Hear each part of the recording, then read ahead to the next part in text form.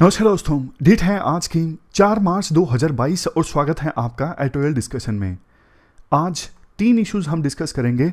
हिंदू से एक आर्टिकल लेंगे इंपॉर्टेंट, एथिकल डायलेमास से संबंधित जीनो ट्रांसप्लांटेशन में। जीनो ट्रांसप्लांटेशन मतलब किसी एक स्पीसीज का ऑर्गन सेल दूसरी स्पीसीज में ट्रांसप्लांट किया जाता है।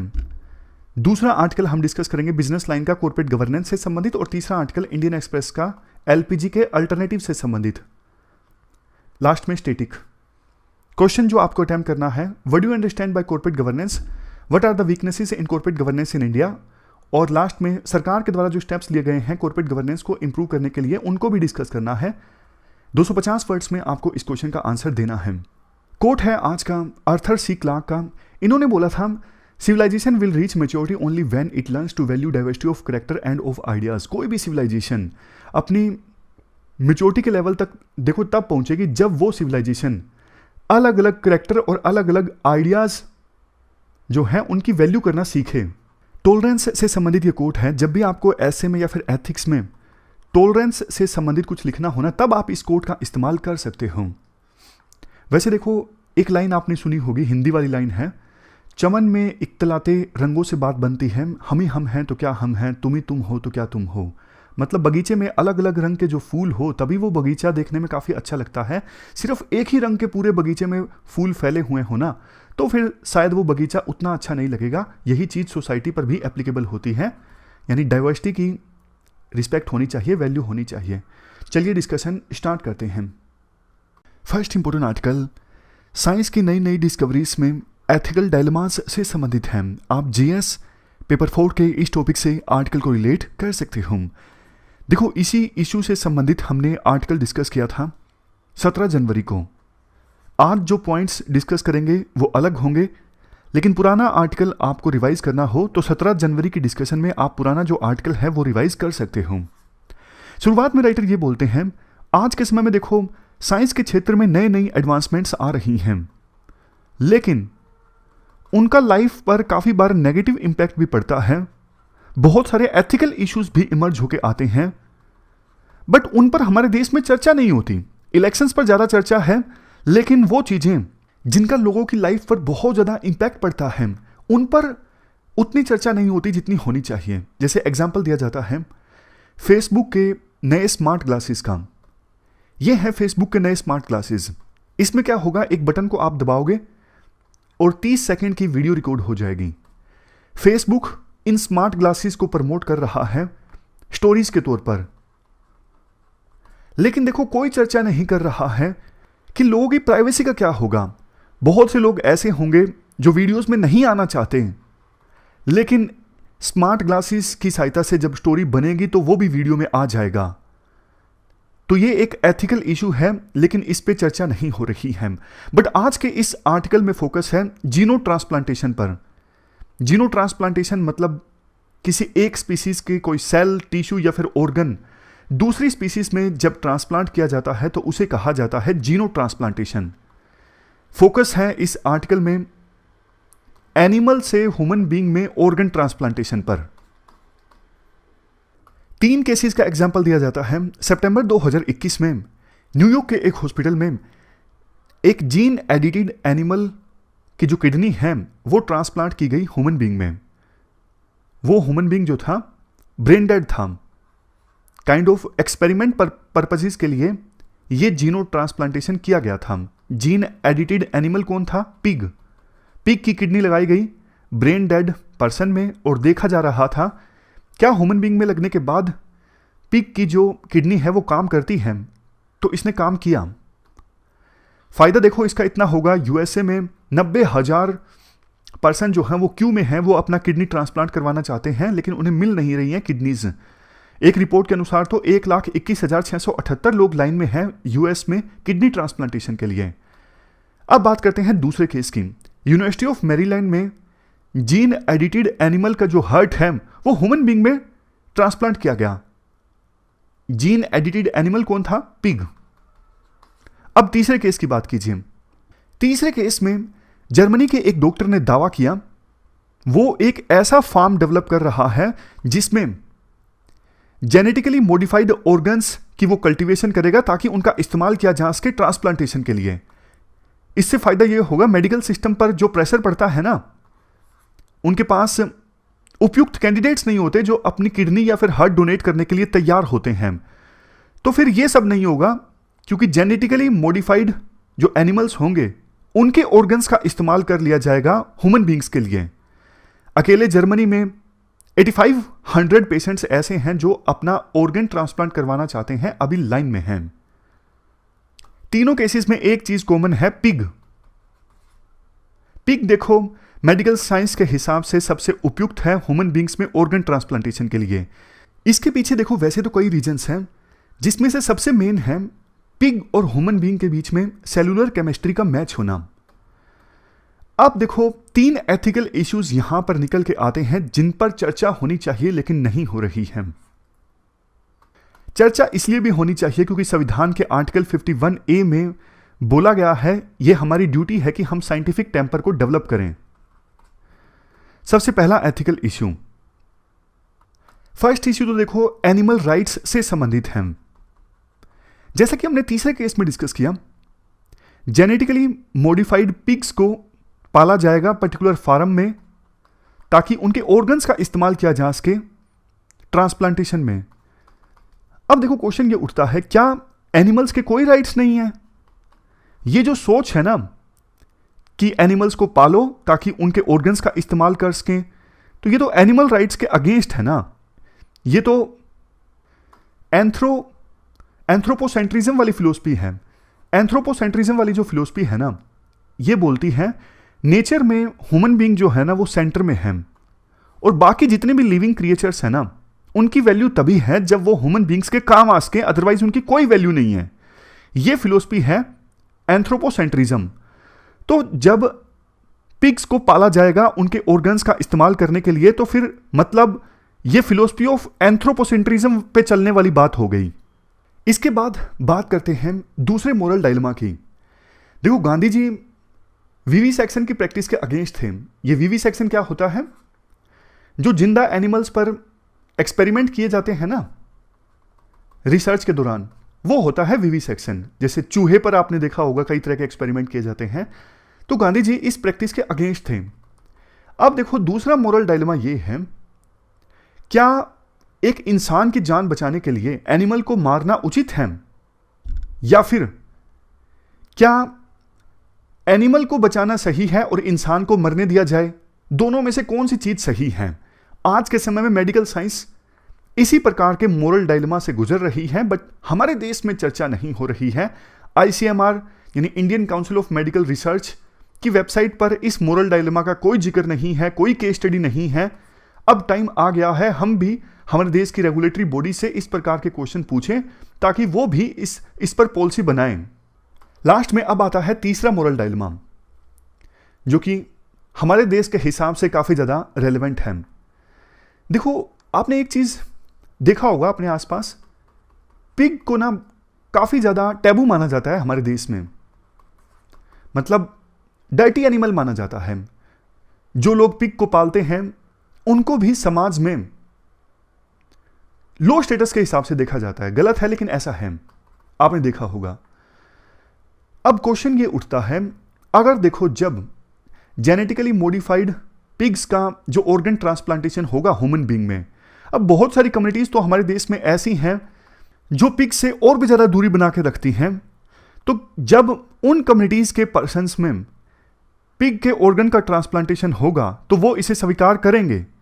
जैसे देखो जैन, ज्यू, मुस्लिम, इन कम्युनिटीज के लोगों में पिग का अगर ऑर्गन ट्रांसप्लांटेशन होता है तो हो सकता है कि इन कम्युनिटीज का जो बिलीफ सिस्टम है वो ऑर्गन ट्रांसप्लांटेशन में आड़े आ जाए। तो उस सिचुएशन में क्या करना होगा? बिलीफ सिस्टम को ज्यादा तवज्जो दी जाए या फिर जान बचाने को ज्यादा तवज्जो दी जाए? लास्ट में आर्टिकल में ये बोला जाता है, देखो वैसे तो जब ये जीनो ट्रांसप्लांटेशन होने लगेगा ना, तो अभी हमारे देश में एक बड़ी इल्लीगल मार्केट चलती है। छोटे छोटे बच्चों को किडनैप कर लिया जाता है, बहुत सारे महिलाओं की ट्रैफिकिंग हो जाती है और उनके ऑर्गन्स निकाल लिए जाते हैं, बेच दिए जाते हैं। तो ये इलीगल मार्केट खत्म हो जाएगी अगर जीनो ट्रांसप्लांटेशन होते हैं। लास्ट में कोट भी बोला जाता है राइटर के द्वारा, you can not make a silk purse out of A so year. इसका मतलब यह है कि वो चीज जो नेचुरली बैड है ना, उससे आप कोई अच्छी चीज नहीं बना सकते। तो राइटर कहती हैं पहले मुझे इस बात का मतलब नहीं समझ में आता था, लेकिन अब आ गया है, आपको भी आ जाएगा। अगला आर्टिकल बिजनेस लाइन का है, कॉर्पोरेट गवर्नेंस से संबंधित। आप जीएस पेपर 4 के इस टॉपिक से आर्टिकल को रिलेट कर सकते हो। देखो, कॉर्पोरेट गवर्नेंस की बात हो ना, तो हमारे देश में हमेशा एक युद्ध सा चलता रहता है। एक तरफ रेगुलेटर यानी SEBI, security and exchange board of India, जो कि देश की कंपनीज में कॉर्पोरेट गवर्नेंस को इंप्रूव करने के लिए समय समय पर नए रूल्स लेकर आता है। और दूसरी तरफ कंपनी के प्रमोटर्स मतलब वो लोग जिन्होंने कंपनी को शुरुआत में इस्टेब्लिश किया, फाउंडर्स, जैसे अनअकैडमी में गौरव मुंजाल, रोमन सैनी, ये सब लोग जो विभिन्न कंपनीज के प्रमोटर होते हैं ना, वो नए नए रूल्स को फॉलो नहीं करना चाहते। उनकी शिकायत रहती है सेबी नए नए रूल्स लाती है कॉर्पोरेट गवर्नेंस को इंप्रूव करने के लिए, इससे हमारी कंप्लायंस कॉस्ट बढ़ जाती है, हमारी एनर्जी जो है वो डाइवर्ट हो जाती है। और अक्सर ऐसा देखने को मिलता है, शुरुआत में तो प्रमोटर्स विरोध करते हैं लेकिन बाद में मान जाते हैं। सेबी ने जो नई गाइडलाइंस दी हैं उनको फॉलो कर लेते हैं। जैसे लिस्टेड कंपनीज के लिए सेबी ने कुछ समय पहले गाइडलाइंस जारी की थी, कंपनी के बोर्ड में एटलीस्ट 50% जो डायरेक्टर्स होने चाहिए वो इंडिपेंडेंट होने चाहिए, कंपनी के बोर्ड में डाइवर्सिटी होनी चाहिए, और एटलीस्ट 50% जो शेयर्स हों कंपनी के, लिस्टेड कंपनीज की हम बात कर रहे हैं, वो पब्लिक के हाथ में होने चाहिए। शुरुआत में प्रमोटर्स ने विरोध किया लेकिन बाद में वो मान गए इन गाइडलाइंस को, अब वो फॉलो कर रही हैं। लेकिन देखो, हाल ही में कुछ ऐसे केसेस सामने आए जिसमें प्रमोटर्स ने सेबी की गाइडलाइंस को मानने से इनकार कर दिया, जिसमें से सबसे मेन है bifurcation of chairman and managing director post. आप एक बार ना ये हायरार्की देख लीजिए। कंपनी का जो बोर्ड होता है ना, उसमें बोर्ड ऑफ डायरेक्टर होते हैं और बोर्ड ऑफ डायरेक्टर में एक चेयरमैन होता है जो कि बोर्ड को चेयर करता है।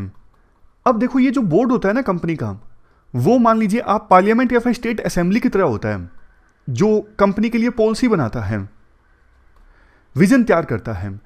लेकिन जैसे इंप्लीमेंटेशन की जिम्मेदारी सरकार के ऊपर होती है, जो कानून पार्लियामेंट ने या फिर स्टेट असेंबली ने बनाया, तो उसी प्रकार से बोर्ड ने जो पॉलिसीज बनाई ना, उसको इंप्लीमेंट करने का काम एग्जीक्यूटिव स्टाफ का होता है, जिसको चेयर करते हैं सीईओ, चीफ एग्जीक्यूटिव ऑफिसर। इसके अलावा एक और पोस्ट होती है एमडी, मैनेजिंग डायरेक्टर। अब देखो, जो बोर्ड होता है वो डे टू डे बेसिस पर तो कंपनी की फंक्शनिंग को मॉनिटर नहीं करता है ना, डे टू डे बेसिस पर भी कंपनी की फंक्शनिंग को मॉनिटर करने के लिए ये पोस्ट होती है मैनेजिंग डायरेक्टर। इन दोनों पोस्ट की जवाबदेही होती है बोर्ड ऑफ डायरेक्टर्स के प्रति, एमडी यानी मैनेजिंग डायरेक्टर और सीईओ यानी चीफ एग्जीक्यूटिव ऑफिसर। बहुत बार चेयरमैन और एमडी के पोस्ट पर सेम पर्सन होता है, समझ रहे हो? बोर्ड का जो चेयरमैन है वो भी सेम पर्सन है और जो मैनेजिंग डायरेक्टर है वो भी सेम पर्सन है। जैसे आप मुकेश अंबानी का एग्जांपल लीजिए। मुकेश अंबानी जो है वो रिलायंस इंडस्ट्रीज का जो बोर्ड है उसके भी चेयरमैन हैं और मैनेजिंग डायरेक्टर भी हैं, दोनों हैं, इसलिए वो कंपनी के सीएमडी हैं, chairman cum managing director, CMD. अब आपके मन में आया होगा दिक्कत क्या है? अगर दोनों पोस्ट पर सेम पर्सन है तो फिर दिक्कत क्या है? दिक्कत देखो है, क्योंकि एमडी की जवाबदेही होती है बोर्ड के प्रति, और उस बोर्ड का चेयरमैन भी अगर सेम पर्सन है तो फिर तो एमडी की जवाबदेही ठीक से तय नहीं हो सकेगी ना, कन्फ्लिक्ट ऑफ इंटरेस्ट हो गया। जिस बोर्ड को आपको रिपोर्ट करना है उस बोर्ड के चेयरमैन ही आप हो, समझ रहे हो? इसी चीज को एड्रेस करने के लिए सेबी ने उदय कोटक कमेटी की रिकमेंडेशंस के आधार पर यह निर्देश दिया था कि दोनों पोस्ट का बाइफ्यूरिकेशन होना चाहिए, यानी एमडी की पोस्ट पर अलग पर्सन होना चाहिए और चेयरमैन की पोस्ट पर अलग पर्सन होना चाहिए। समय समय पर सेबी ने गाइडलाइंस भी दी कि भैया हम एक्सटेंड कर रहे हैं, जो लिस्टेड कंपनीज हैं जल्दी से जो टॉप 500 लिस्टेड कंपनीज है ना, वो दोनों पोस्ट को बाइफ्यूरिकेट कर दो, अलग अलग पर्सन को अपॉइंट कर दो। लेकिन नहीं बात मानी गई सेबी की। इवन सेबी ने फर्दर गाइडलाइन एक्सटेंड कर दी लेकिन फिर भी नहीं मानी गई। लेकिन इस साल के बजट के बाद पोस्ट बजट जब डिस्कशन हुआ ना, तो उस समय कॉन्फेडरेशन ऑफ इंडियन इंडस्ट्री के जो मेंबर्स हैं ना, वो हमारे देश की वित्त मंत्री निर्मला सीतारमण से मिले और उन्हें कहा कि आप इस गाइडलाइन में इंटरवेंशन कीजिए, सेबी की जो गाइडलाइन है ना गलत है, आप इस पर इंटरवेंशन कीजिए। फाइनेंस मिनिस्टर ने रिस्पॉन्ड किया कि ठीक है, मैं सेबी को बोलती हूं कि वो इस पर विचार करें। और उसके बाद जो सेबी ने किया ना, वो काफ़ी ज़्यादा हैरान करने वाला था। सेबी ने कहा कि ठीक है, आप ये नहीं करना चाहते तो मत कीजिए, हम इसे वॉलंटरी बना देते हैं। डायरेक्टर कहते हैं ये क्या बात हुई भाई, वॉलंटरी बना देते हैं? जैसे कोई इनकम टैक्स है वो नहीं पे कर रहा है, सरकार के पास चला जाए, सरकार बोले कि ठीक है आप नहीं पे करना चाहते तो मत कीजिए, हम इसे वॉलंटरी बना देते हैं। ऐसा थोड़ी ना देश चलता है। जो लोग नहीं पोस्ट को बाइफ्यूरकेट कर रहे हैं उनके खिलाफ कार्रवाई कीजिए ना, ऐसे देश चलता है। ऐसे देखो कल को सेबी और भी कोई रूल लेके आएगी, ये कंपनी वाले जो लोग हैं वो इकट्ठा हो जाएंगे, प्रमोटर्स के खास करके जिन्होंने कंपनी को इस्टेब्लिश किया, वो अपनी मनमानी करेंगे, वो सेबी के रूल्स को मानने से मना कर देंगे, 2-3 साल तक नहीं मानेंगे, फिर बाद में ये रूल आ जाएगा, सेबी बोल देगी तो वॉलंटरी है, कोई बात नहीं, आप नहीं मानना चाहते तो मत मानिए। जबकि देखो ये स्टैंडर्ड नॉर्म है, डेवलप कंट्रीज में यही होता है। जहां पर भी अच्छी कॉर्पोरेट गवर्नेंस है ना, वहां पे चेयरमैन ऑफ बोर्ड और मैनेजिंग डायरेक्टर दोनों की जो पोस्ट है अलग अलग है। सीएमडी का कोई कंसेप्ट नहीं है, लेकिन हमारे देश में सीएमडी का कंसेप्ट है। लास्ट में आर्टिकल में ये बोला जाता है, हमारे देश में देखो वैसे कंपनीज अपनी ब्रांडिंग पे इतना इतना खर्चा कर देती हैं, प्रोडक्टिविटी इंप्रूव करने पर इतना ज़्यादा भारी भरकम अमाउंट खर्च कर देती हैं, लेकिन सेबी अगर थोड़ा सा नया रूल लेकर आ जाए ना कॉर्पोरेट गवर्नेंस को इंप्रूव करने के लिए, तो फिर कंपनी के प्रमोटर्स बोलने लगते हैं कि हमारी कंप्लायंस कॉस्ट इंक्रीज हो जाएगी, बिजनेस करना मुश्किल हो जाएगा। लेकिन देखो सेबी जो रूल लाती है वो कॉर्पोरेट गवर्नेंस इंप्रूव करने के लिए लाती है ना, माइनॉरिटी जो शेयर होल्डर हैं उनके इंटरेस्ट को प्रोटेक्ट करने के लिए लेकर आती है। खास करके जो फैमिली रन कंपनीज है ना, जिसमें प्रमोटर्स का जो स्टेक है वो ज़्यादा होता है, उनमें ये चीज़ें ज़्यादा होती हैं। अब जैसे रिलायंस इंडस्ट्रीज़ है, रिलायंस इंडस्ट्रीज़ में आपको पता है फैमिली रन कंपनी है और मुकेश अंबानी प्रमोटर हैं, उनका स्टेक काफ़ी ज़्यादा है, तो ऐसी कंपनीज में मनमानी ज़्यादा होती है। वैसे देखो कुछ एक्सपर्ट्स ये भी बोलते हैं कि अगर सेबी को अपनी गाइडलाइंस मनवानी है ना, तो कुछ कैरेट भी दी जा सकती है। स्टिक तो होनी ही चाहिए, जो नहीं फॉलो करता है उसके ऊपर कार्रवाई होनी चाहिए। ऐसा नहीं कि बाद में बोल दे कि हाँ वॉलंटरी है, नहीं ज्वाइन करना चाहते तो नहीं फॉलो कीजिए गाइडलाइन से। लेकिन इसके साथ साथ कैरेट दी जा सकती है। जैसे वो कंपनीज जहां पर कॉर्पोरेट गवर्नेंस ज़्यादा अच्छे से फॉलो होती है, वहां पे उनको बैंक से कम इंटरेस्ट रेट पे लोन मिल जाए, क्रेडिट मिल जाए, ऐसा कुछ प्रोविजन किया जा सकता है। जैसे जिन कंपनीज में खराब है कॉर्पोरेट गवर्नेंस, उनको मिले 7% इंटरेस्ट की रेट से क्रेडिट यानी लोन। जहां पे कॉर्पोरेट गवर्नेंस अच्छी है उनको 6.8% के इंटरेस्ट रेट से लोन मिल जाए, तो फिर ज़्यादा कंपनीज कॉर्पोरेट गवर्नेंस को इंप्रूव करेंगी। जैसे सिबिल स्कोर होता है जो कि रोल प्ले करता है कि आपको लोन मिलेगा या फिर नहीं मिलेगा, उसी प्रकार से इसको भी जोड़ा जा सकता है। कॉर्पोरेट गवर्नेंस में आपकी कंप्लायंस कितनी है, इसको भी इंटरेस्ट रेट से जोड़ा जा सकता है। और यह भी प्रोविजन किया जा सकता है कि कल को कोई कंपनी कैपिटल मार्केट को एक्सेस करना चाहती है, तो जो कंपनी कॉर्पोरेट गवर्नेंस में अच्छी है उसको कम प्रोसीजर फॉलो करने होंगे, और जो कंपनी कॉर्पोरेट गवर्नेंस में खराब है उसको ज़्यादा प्रोसीजर फॉलो करने होंगे। तो ये कैरेट जो है ना, ये भी फायदेमंद साबित हो सकती है।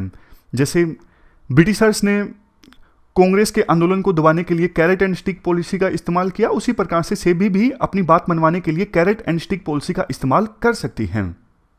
तो ये हमने पूरा आर्टिकल डिस्कस किया कॉर्पोरेट गवर्नेंस से संबंधित।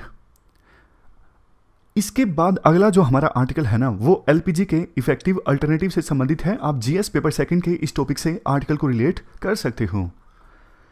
देखो सरकार ने काफ़ी सारे पैसे खर्च कर दिए एलपीजी कनेक्शन को यूनिवर्सलाइज बनाने के लिए, लेकिन बावजूद इसके लोग जो हैं अभी भी एलपीजी का पूरी तरह से इस्तेमाल नहीं करते हैं, खास करके रूरल इंडिया में। आपको पता है क्यों? क्योंकि देखो सिर्फ कनेक्शन देने से क्या होगा, बाद में सिलेंडर को जो रिफिल करवाना पड़ता है वो भी तो सस्ता होना चाहिए ना। कहीं कहीं सप्लाई इश्यूज हैं, कहीं कहीं बिहेवियरल इशू भी हैं, तो बहुत सारे रीजंस हैं जिसकी वजह से आज भी आपको पता है खास करके रूरल एरिया में एलपीजी का इस्तेमाल पूरी तरह से नहीं होता है खाना बनाने के लिए, जिसकी वजह से बहुत पोल्यूशन होता है। फॉसिल फ्यूल को जलाएंगे तो पोल्यूशन होगा ना, और इस पोल्यूशन की वजह से हर साल लाखों इंडियंस की डेथ हो जाती है क्योंकि काफ़ी तरह के डिजीज हो जाते हैं। तो क्या अल्टरनेटिव हो सकता है? अगर एलपीजी नहीं इस्तेमाल करना चाहते लोग तो अल्टरनेटिव क्या हो सकता है? इलेक्ट्रिसिटी देखो एक अल्टरनेटिव हो सकता है। जो इंडक्शन स्टोव्स हैं वो फ्लेमलेस होते हैं, बिजली से चलने वाले, आपने भी देखा होगा इंडक्शन चूल्हा, तो उनको स्विच ऑन करके आसानी से खाना बनाया जा सकता है। देखो वैसे सुनने में तो अच्छा लगता है लेकिन बहुत सारे इश्यूज हैं। जैसे सबसे पहला इशू तो ये है, रूरल इलेक्ट्रिफिकेशन स्कीम के तहत जो इलेक्ट्रिसिटी कनेक्शन मिलता है ना लोगों को, उसमें मैक्सिमम कनेक्टेड लोड होता है 500 वोल्ट का, जबकि इंडक्शन स्टोव चलता है मोर देन 1500 वोल्ट पर। और दूसरा, इलेक्ट्रिसिटी भी तो थोड़ा कम महंगी थोड़ी ना है। देखो हाँ ये बात सही है, कई सारे राज्यों में ये स्कीम है कि 100 यूनिट तक आप इस्तेमाल करोगे तो या तो फ्री है या फिर बहुत कम आपको पैसा लगता है। गरीब लोगों के लिए सरकार इस प्रकार से सब्सिडी देती है। लेकिन 100 यूनिट से ज़्यादा आप इस्तेमाल करते हो तो 1 यूनिट के लिए आपको 7 से 8 रुपये देने पड़ते हैं। तो रूरल एरियाज़ में जहाँ पर इंडक्शन स्टोव्स इस्तेमाल होंगे बिल बढ़ जाएगा, फिर वो इंडक्शन स्टोव्स का इस्तेमाल नहीं करेंगे। तो इसके अलावा और क्या अल्टरनेटिव हो सकता है? जैसे एक अल्टरनेटिव हो सकता है पाइप नेचुरल गैस, लेकिन इसका इस्तेमाल ना डेंसली पॉपुलेटेड अर्बन एरियाज में ज़्यादा हो सकता है। रूरल एरिया में आप पाइप नेचुरल गैस इस्टेब्लिश करना चाहोगे, गांव में तो आपको पता है कई बार तो ऐसा होता है कि दूर दूर घर होता है, एक घर यहाँ पे है फिर इतनी सारी खाली ज़मीन, एक घर यहाँ पे है, तो पाइप नेचुरल गैस के लिए इंफ्रास्ट्रक्चर इस्टेब्लिश करना बहुत ज़्यादा महंगा पड़ेगा। इसलिए कोई खास अल्टरनेटिव है नहीं एलपीजी का। लेकिन अभी जैसे एलपीजी का डिस्ट्रीब्यूशन होता है ना, रेट है, उनमें बदलाव किया जा सकता है। इसके लिए सरकार ने प्रयास भी किए हैं। जैसे 12 नए बोटलिंग प्लांट्स इस्टेब्लिश किए गए हैं, 9000 नए डिस्ट्रीब्यूटर्स आए हैं। तो सरकार को देखो लॉन्ग टर्म में बेशक सरकार कुछ सोच ले, लेकिन इमीडिएट फ्यूचर में अगर ये चूल्हे जलाने से जो पोल्यूशन को कम करना है ना, तो एलपीजी पे ही रिलाय करना पड़ेगा, और कोई सोल्यूशन है नहीं। बट सरकार एलपीजी के लिए बजट एलोकेशन ना कम करती जा रही है। 2018-19 में एलपीजी डायरेक्ट बेनिफिट ट्रांसफर के लिए सरकार ने एलोकेट किए 31,400 करोड़ रुपए। 2022-23 में कितने? सिर्फ 4,000 करोड़ रुपए। वैसे यार एक बात है, मतलब ये गलत नहीं है। गलत इसलिए कि सरकार पहले बोलती थी कि हम आपको डायरेक्ट बेनिफिट ट्रांसफर करेंगे, आप एक बार महंगा सिलेंडर खरीद लो, आपके खाते में पैसा भेज देंगे। लेकिन अब सरकार पैसा भेज ही नहीं रही है। ये तो एक प्रकार से धोखे वाली बात नहीं हो गई? क्योंकि तभी तो 2018-19 में अगर 31,400 करोड़ रुपए सरकार ने एलोकेट किए, अब 4,000 करोड़ रुपए किए 2022-23 में, तो इसका मतलब तो यही होगा ना। ऐसा तो है नहीं कि जो बेनिफिशरीज हैं उनकी संख्या एकदम से कम हो गई, हमारे देश के लोग एकदम से गरीब हो गए। कैसा हो सकता है? कोविड आया था, बल्कि गरीबी बढ़ी है। तो फिर एलोकेशन कम हुआ है, इसका मतलब लोगों के खातों में कम पैसा दे रही है सरकार एलपीजी का। कोई ना कोई तो रह ही जाएगा ना। तो ये तो गलत है। फिर कल को कोई भी स्कीम आएगी, सरकार बोलेगी कि हम डायरेक्ट बेनिफिट ट्रांसफर करेंगे, नहीं डायरेक्टली आपके खातों में पैसा भेजेंगे। लोग विश्वास ही नहीं करेंगे। लोग बोलेंगे नहीं आप ऐसा करोगे नहीं, हमें पता है। पहले बोल दोगे लेकिन धीरे धीरे एलोकेशन कम कर दोगे और पैसा एक समय ऐसा आएगा, पैसा आना बंद ही हो जाएगा। तो पूरा पॉइंट देखो ये है, सब्सिडी मिलनी चाहिए किसी चीज को लेकर, नहीं मिलनी चाहिए, वो एक पूरा अलग इशू हो सकता है डिबेट का। लेकिन पहले ये बोलना कि हम डायरेक्टली आपके खाते में पैसा भेजेंगे, लेकिन धीरे धीरे बंद कर देना, और ये गलत है। खैर लास्ट में कुछ सजेशंस राइटर देते हैं। जैसे देखो आप एलपीजी सब्सिडीज को फिर से रिज्यूम कर दो, जो आपने देनी बंद कर दी है उसे रैशनलाइज कर दो, और एलपीजी प्राइसेस जो डेली बेसिस पे चेंज होते रहते हैं, मतलब रेगुलरली चेंज होते रहते हैं, डेली बेसिस पे तो नहीं, उनको आप एक टाइम लिमिट रख दो। मतलब साल में सिर्फ 2 डेट्स को ये रिवाइज होंगे एलपीजी प्राइसेस, ताकि एक प्राइस सर्टेनिटी रहे। लोग जो है वो डिसाइड कर सकें हमें ये यूज करनी है या फिर नहीं करनी है। लास्ट में ये बोला जाता है देखो रूरल एरियाज के लोग ना तभी इस्तेमाल करेंगे एलपीजी जब उनको एक विश्वास हो कि हाँ सस्ती है, हम अफोर्ड कर सकते हैं, सप्लाई भी रेगुलर हो, ऐसा नहीं कि कभी एलपीजी सिलेंडर मिल रहा है कभी नहीं मिल रहा है। तो जो ये ट्रस्ट डेफिसिट है ना यूज़ करने में, उसको फिल करना होगा अगर सरकार वास्तव में चाहती है कि हमारे देश में सभी लोग एलपीजी का इस्तेमाल करें। तो ये पूरा आर्टिकल हमने डिस्कस किया। अब लास्ट में थोड़ा सा स्टैटिक डिस्कस कर लेते हैं। आज का जो स्टैटिक है ना वो सिविल सर्विसेज से संबंधित है। सिविल सर्विसेज के द्वारा क्या रोल प्ले किया जाता है और किन किन इश्यूज से सिविल सर्वेंट्स सफ़र करते हैं, सिविल सर्विसेज सफ़र करते हैं। सबसे पहले रोल क्या प्ले किया जाता है, एडवाइजरी रोल। जो पॉलिटिशियंस चुन के आते हैं, सरकार बनाते हैं, उनको एडवाइस करने का काम करते हैं civil servants. Continuity in governance, देखो सरकारें बदलती रहती हैं, पहले अलग पार्टी की सरकार थी, अब अलग पार्टी की, पहले अलग सीएम था, अब अलग सीएम, लेकिन एक चीज़ जो चलती रहती है वो है सिविल सर्वेंट्स, वो हमेशा सरकार में रहते हैं, तो कंटिन्यूटी बनी रहती है गवर्नेंस में। Next, agent of development, schemes हैं, पॉलिसीज हैं, इंप्लीमेंट कौन करता है, civil servants. Next, discharge delegated functions, देखो जो सिविल सर्वेंट्स होते हैं बहुत बार पॉलिटिशियंस के द्वारा अपने जो मतलब मिनिस्टर्स के द्वारा जो अपना कामकाज है वो डेलीगेट कर दिया जाता है और जो वो परफॉर्म किया जाता है सिविल सर्वेंट्स के द्वारा। Next, they act as primary contact between people and government, सरकार और लोगों के बीच में प्राइमरी कॉन्टैक्ट का काम करते हैं सिविल सर्वेंट्स। पॉलिटिकल इंस्टेबिलिटी जब हो, जैसे किसी भी पार्टी की सरकार नहीं चल रही, प्रेसिडेंट रूल लग गया, तो उस समय सरकार का कामकाज जो है वो चलाया जाता है टोटली सिविल सर्वेंट्स के द्वारा। रिकॉर्ड कीपिंग का काम करते हैं और channel of communication, simple points हैं। इश्यूज क्या हैं, lack of professionalism, poor capacity building, एक बार बस बन गए, उसके बाद तो कोई स्किल अपनी डेवलप नहीं की, बस अब तो हम दमाद हो गए सरकार के, ऐसी सोच बहुत सिविल सर्वेंट्स की होती है। नेक्स्ट, इनएफिशिएंट इंसेंटिव सिस्टम, अब कुछ ऐसे भी होते हैं सिविल सर्विसेज में जो मेहनत काफ़ी करते हैं लेकिन उनको लगता है कि हमारी मेहनत का फल नहीं है, उतना इंसेंटिव नहीं है, प्रमोशन तो वैसे भी जैसे सबकी हो रही है हमारी भी हो जाएगी। रूल्स काफ़ी सारे आउटडेटेड हैं, ब्रिटिश इरा से चले आ रही हैं, प्रमोशन में इनकन्सिस्टेंसी, ट्रांसपेरेंसी, अकाउंटेबिलिटी नहीं है सिविल सर्विसेज के प्रोसीजर्स में, अपनी मनमर्जी से ट्रांसफ़र कर दी जाती है काफ़ी बार सरकार के द्वारा, और एडमिनिस्ट्रेटिव एक्विजेंस, मतलब जो भी सरकार ने बोल दिया मान लिया बिना प्रोटेस्ट के, जो भी मिनिस्टर ने फ़ोन करके कह दिया ये कर दो तो कर दिया बिना प्रोटेस्ट के। Gradual erosion in value and ethics, value और एथिक्स में धीरे धीरे अब डिग्रेडेशन हो रहा है। रेड टेपिज्म, मतलब सॉरी, रूल के पीछे ही पड़ जाना कि नाम जो है वो आपका कैपिटल में ही होना चाहिए, एक अक्षर भी आपका छोटे में नहीं होना चाहिए। कई बार ऐसी छोटी छोटी गलतियां निकाल के एप्लीकेशंस रिजेक्ट कर दी जाती हैं। एलिटिस्ट इन नेचर, अपने आप को एलिट समझते हैं कि हम तो दूसरों से अलग हैं, हम रूल करने के लिए बने हैं। Lack of dynamism, lack of dynamism मतलब जो चल रहा है, कोई इनोवेशन नहीं, सिर्फ जो रूल्स हैं सरकार के उनको फॉलो करना है, पुराने ढर्रे पर चलना है, कुछ नई चीज़ नहीं, सिस्टम को सुधारने के लिए कुछ भी नया नहीं, तो ये होता है लैक ऑफ डायनामिज्म। तो ये पॉइंट्स आप लिख सकते हो। हमारी आज की डिस्कशन में इतना ही है। Thank you very much for discussion.